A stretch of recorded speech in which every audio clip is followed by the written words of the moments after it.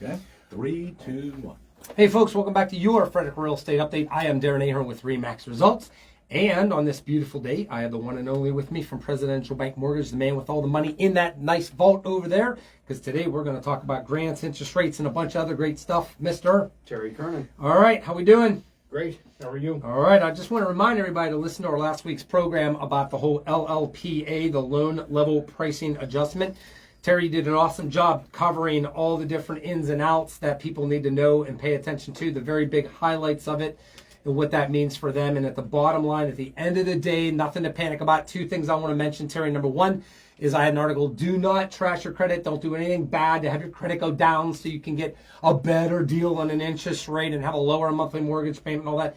Don't do that. Don't do that at all. You've heard it from us. I don't care what the news and anybody else says or people acting funny out there or trying to be, I don't know, joking around about it. It's not a joking matter. You do not want to make a misstep when it comes to buying a house and dealing with your life economically and dealing with your, interest rate. Because Terry, here's the thing. It's not just your interest rate for your mortgage. Your FICO score, your credit score, I've known over the years, I keep forgetting this, that actually, I believe, can dictate some kind of rates with car insurances or this or that. It doesn't just affect one thing, and especially high security clearance jobs and things.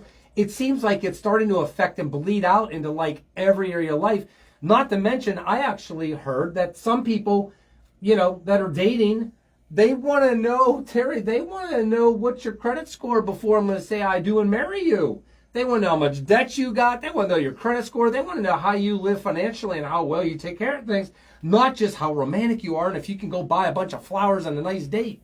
People are starting to realize this is a big deal in our lives. So, all right, what are your thoughts on that? Well, that's an interesting point. I know I threw a curveball because that has nothing to do with real estate, but there you go. Like, wow, you really struck a nerve there when it comes to what you just talked about was couples getting married. Yeah. And I do a tremendous amount of loans for boyfriends and girlfriends getting married. Or not married yet, buying a house together. We ain't married yet. Together. Okay. And we should do a segment on this. And I do loans, and I just did one 3 weeks ago for the boyfriend was buying the girlfriend out because they were split. Okay?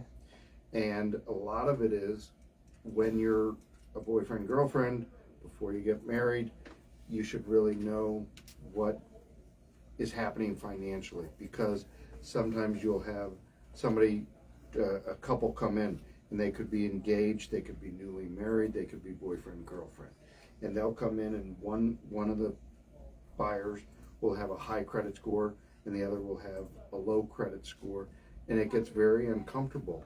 Exactly what you just said. that you really should know, and that's great advice, is you should know before you buy a house what your future spouse or future partner or whatever. Whoever you're partnered up with. And doing a real estate transaction and getting a loan. Yes, very good point. Or doing anything, because that's so very important. And I've seen situations where it caused a lot of problems. Really? Yes.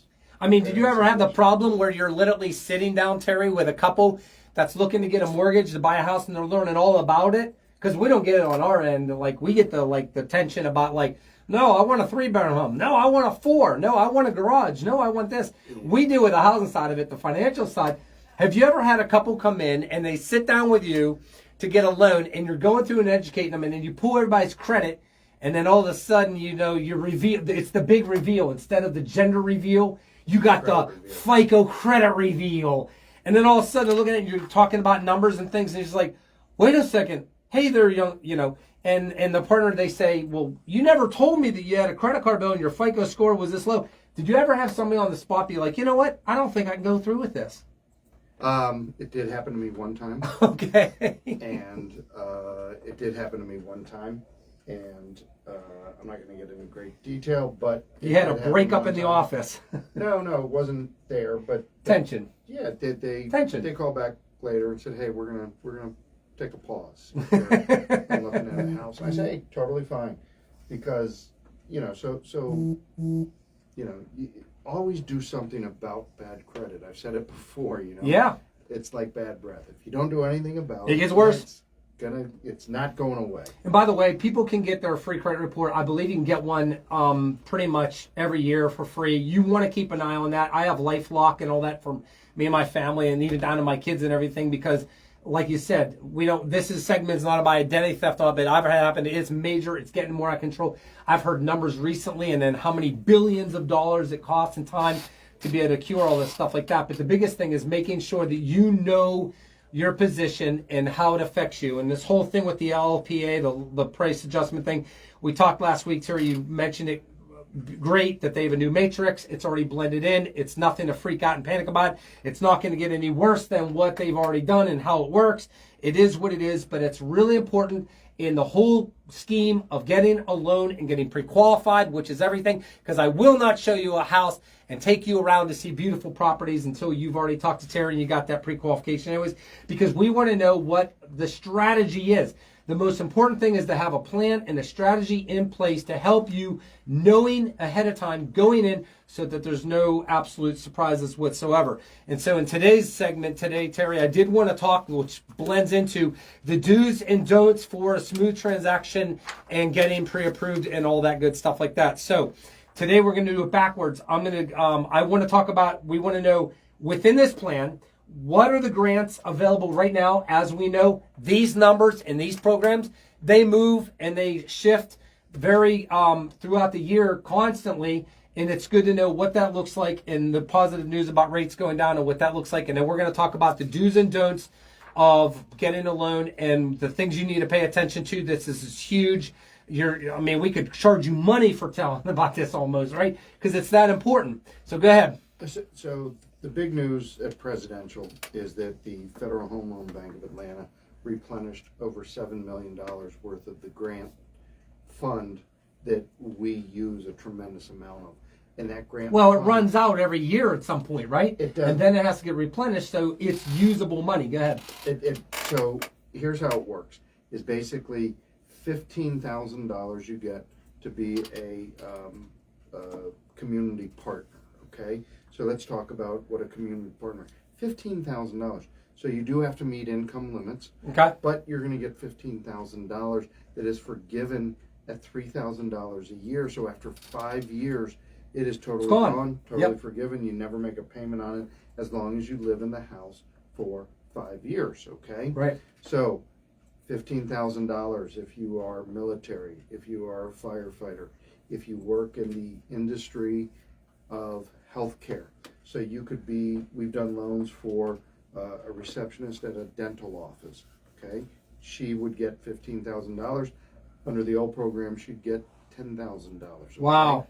So we've done teachers, but we've also done a maintenance worker at Montgomery College. Did he ever teach a class? No, he never taught a class. You don't need to be a teacher. He worked in the education system. We were able to get him $10,000. That new number has gone up to $15,000. Now, if you're not a community partner, if you are a community partner, you don't need to be a first-time home buyer either. Okay? It just has to be your primary resident. So it's a wonderful, wonderful, wonderful program. There are income limits, but they're very generous. So that is huge. It got refunded. More money's put in the coffer. Now, if you're not a community partner, that number has jumped up to $12,500. That was $7,500. That's now $12,500 for a non-community partner. So if you work at a bank, if you work at a accounting firm, if you work for the government, you can basically get $12,500. You got to meet the same income requirements, and you have to be a first-time homebuyer. The big question I have is this, Terry. What about the loan program types in regards to these grants that you have? Do they have to do a conventional loan? Can it be a VA loan? Does it have to be an FHA loan?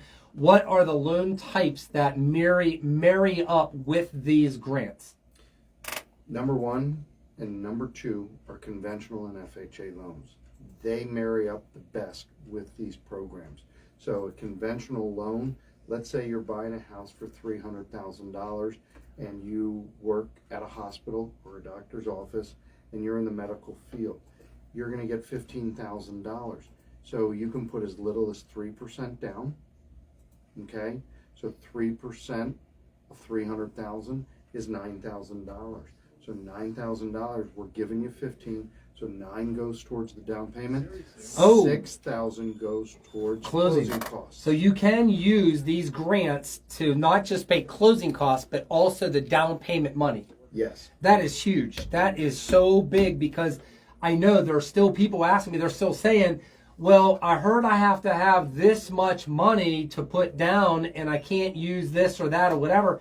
And I'm like, you need to talk to Terry. You need to make sure these rules that you understand completely, because what that does for me as an agent is, Terry, obviously you're the one who tells me they qualify for this, and this. They're doing a 5% down or 3 or 3.5 FHA or whatever it is. And the closing costs, after all is said and done, they're putting, say, $2,000 down. They're going to still need $5,000 at the end of the day as the shortfall for the closing cost money. Now I go in, I show homes. I already now know how to negotiate and what my buyer may need.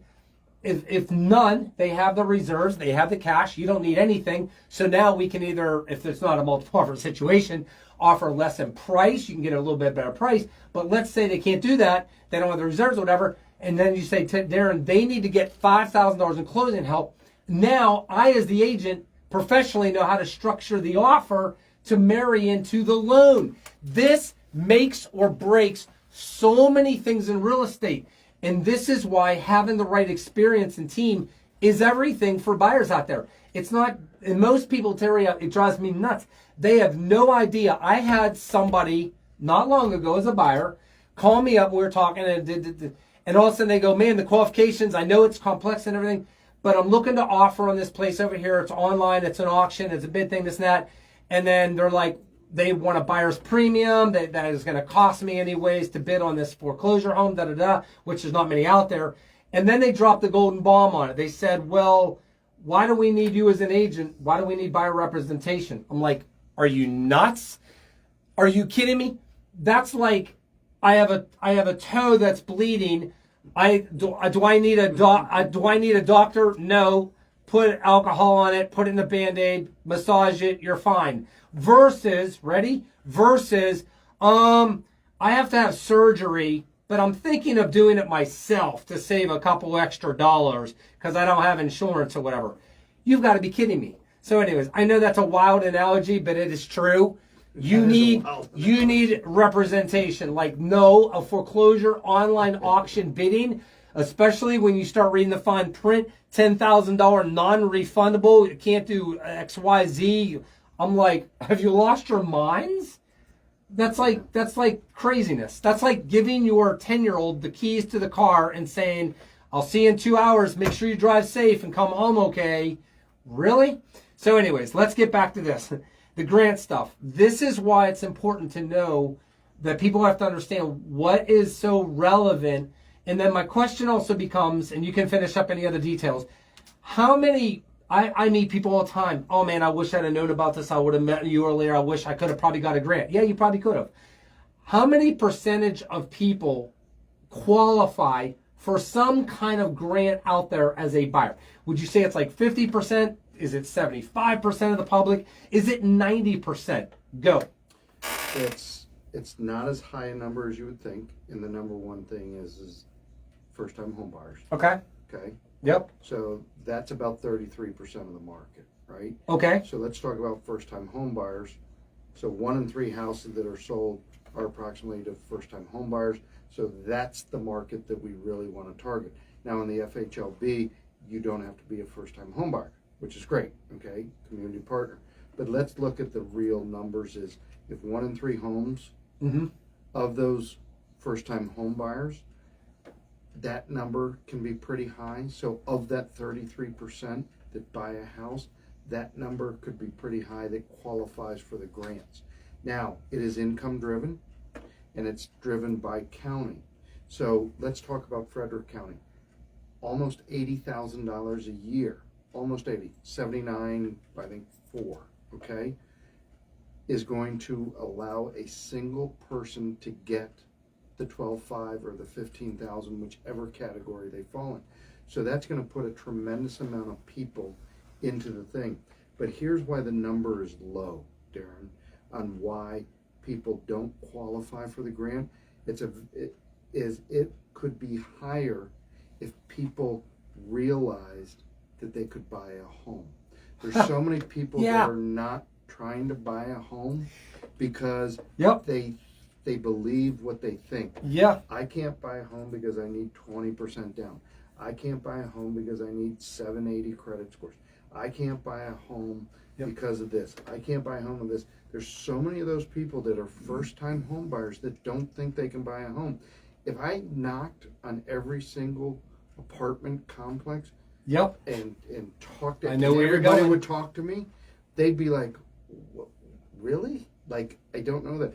And you and I have done first-time home buyer seminars in the past. Yeah. And it's very hard to get people to attend because they think that it's a gimmick. Yes. They think that, why would I go to that? I'll never be able to buy a home.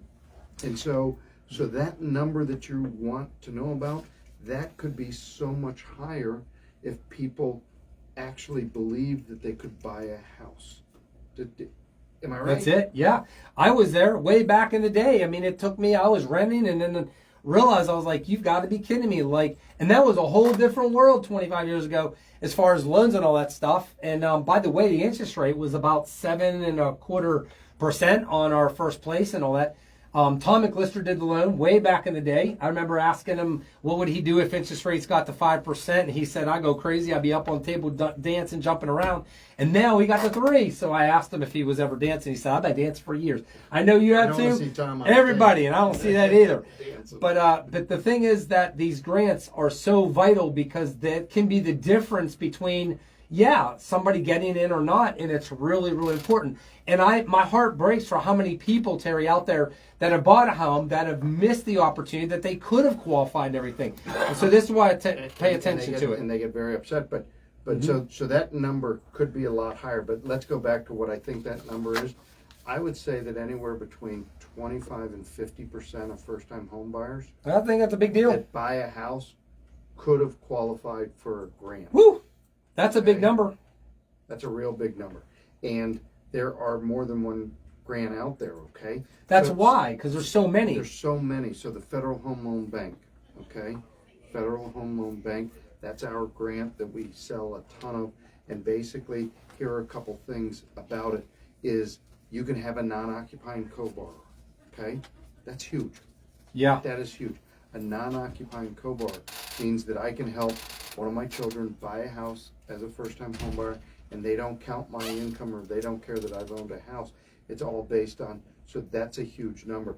Then the other thing that we're taking a look at is that's such a great program. It can be piggybacked with a down payment assistance program from Frederick County or Frederick City. Right now we're looking at, $8,000 and $10,000. There's money out there to piggyback these grants. So that number all of a sudden that you and I talked about of being like 25 to 50%, the arrow is starting to go towards 50%. What pushes it over 50% of first-time homebuyers? The Maryland Mortgage Program. Why? Wow. Because their income levels are so much higher. Okay, you're looking at well over $100,000 being able to buy on the Maryland Mortgage Program. Okay, so what we're taking a look at is now that arrow can actually go above 50% in some areas like the Frederick County area. So every first-time home buyer should be entitled to at least know if there is grant money out there. And I tell agents it's a disservice to them if you don't have them talk to me about the grants, because that's what we do a ton of them. That's what we specialize in. And there is so much out there and so much great programs out there that there's going to be something for you. Smart Buy, state of Maryland, up to $50,000 worth of student loan debt can get evaporated, not written off, paid off. Wow. Yeah, Not the grant. written off, paid off, where we'll come in and that settlement will pay up to $50,000 in student loan debt off. Plus, we'll give you down payment assistance on that program through the state of Maryland, up to $5,000. You can get, so It's really just an amazing amount of money out there. Yeah, and if you're a first-time home buyer, that should be the first question you should talk to. And if you're a mortgage person that you're talking to, which there's a lot out there that don't represent any grants at all. Right, yeah. They're not allowed to represent the state of Maryland. You know, if you've got somebody that you're going on the internet with. Yeah, XYZ mortgage companies on the internet. These loan officers online, you're right, Terry, they're only trying to sell a low rate or whatever. They have no idea and access to grant programs for the most part at all. 0.0. So you will completely miss really good stuff that's out there. And that's why we say, you know, that's one of the primary reasons as well as that, and the fact of customer service. And if there's a glitch, you have nobody to go to. You're just an item, a number. You're on a conveyor belt. There's tons of overlays and all these things like that, which we're not going to get into on our program. That is a really factual thing. All right. So sum it up. So sum it up is basically, people ask me how much grant money's out there, and we basically are allowed to piggyback them. So there's cases where people can go to settlement with $1,000 out of it. That's it. Nothing but $1,000. You're into a house. And so what you're taking a look at is know what the grants are. And people say, well, I need 20% down to get into a house. No, you don't. In the state of Maryland, closing costs usually run 4 to 4.5%. Yep. Down payment runs 3% conventional, 3.5 FHA. So you need between 7 and 8% to walk Total. into a new house. So times whatever the sales price is, 300,000 we're going to take a look at. 8% of that, worst case scenario, you need 24,000 to walk in. If you're a firefighter, I'm going to give you 15,000 out of the gate. So you need to come up with the additional $8,000-9,000, and that can come from a gift, parents, savings, whatever. Or closing costs if there's no other offers. All right, 5 minutes left. Real quick, Terry. Rates have been trending downward since the numbers came out, and also the fact that we've heard the rumor that in June the Fed is not going to raise interest rates. They're going to try to keep things level and at zero, which ought to be very interesting to see how does this play out in the longer effect of mortgage stuff, rates. Go ahead. So what I think is going to happen, and I talked about the conference that I was at, the mortgage conference last week, and basically the feel is that rates by December are going to be in the 5.5% range. And is there going to be anything crazy that happens that drops the rate? No.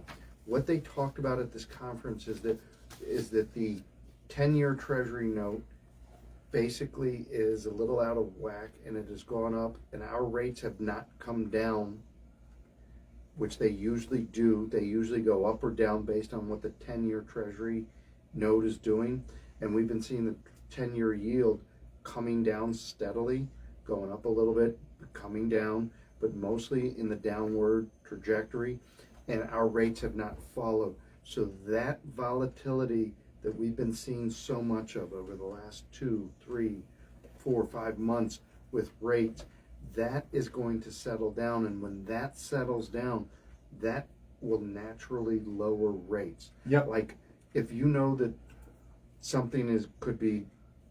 if you know that there's a lot of volatility and you're pricing out a loan and you're an investor that buys the loans, you're going to price it out at a higher rate to cover yourself.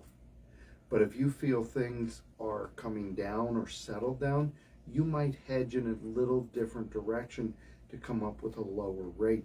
And I think that that's what we're going to happen. So the industry, and I'm part of this industry, feels that rates are going to be trending down, steady to down, and by December we should be in the under 6% range, which will be great. Does that mean don't buy a house until then? No, because what we're taking a look at is, I feel that rates are going to trend down even farther once the presidential election hits. Yeah. Once we get into August, September of next year, August, September, October, going towards that November date, rates usually come down during that time frame. And when I say usually, it's pretty much all the time. During that period, rates come down. So if you do buy today, and if you do have 6.5% interest rate, that's okay. I feel that you're going to have an opportunity to refinance under 5% as we get closer to the general election, which is in 2024, November of 2024. So by November, December, January, We're going to start seeing it. we're going to start seeing rates will be the lowest they'll be possibly for the next 3 or at least 2 years, 2 to 3 years in that time frame. I think if next year, starting off in 2024, Terry, if we see rates get down below 6% and into the 5s consistently all year long in 2024, I think we're going to see a lot more sellers being absolutely willing to sell and move and get some of this inventory out there and get this gridlock to undo itself a little bit more and more. I think that's going to be a piece of the pie coming up, no doubt about it, for 2024 if that happens. We got about 2 minutes in the program, Terry. I'm going to give a couple numbers, not on our data in the area, but an article I came home to. The majority of homes are still selling in under a month. It says that according to our National Association of Realtors, 65% of all homes in March and April this year have been on the market for less than a month. And that has been about the numbers in our area, no doubt about it. And the average time in the market across the United States has been 29 days on the market. Last week I talked about 30. 30, yes. And then all of a sudden we said that the on the market, but this time last year it was 17 days. And so that gives a little bit of the difference. And do we have another minute or no? We good? How much time? All right, 30 seconds left. Here we go. And in March 2023, this is for the rental side of it. The U.S. rental market experienced single-digit growth for 8 months straight in a row. The median rent asking in the United States is $1,732, up $15 from last month, down by 32 at the peak. But it's still, Terry, get ready. This is what people are upset about renting. It's still $354 a month, higher than the same time last year in 2019 pre-pandemic, which means since the pandemic, rents have gone up 25.7%, which is going to lead us into next week of why in the world you want to buy over renting. And we're going to talk about the top do's and don'ts it takes that you want to pay attention to have a smooth loan approval and a clear to close. Take care, folks. Have a great rest of the weekend. Happy selling and buying from your Frederick Real Estate Update.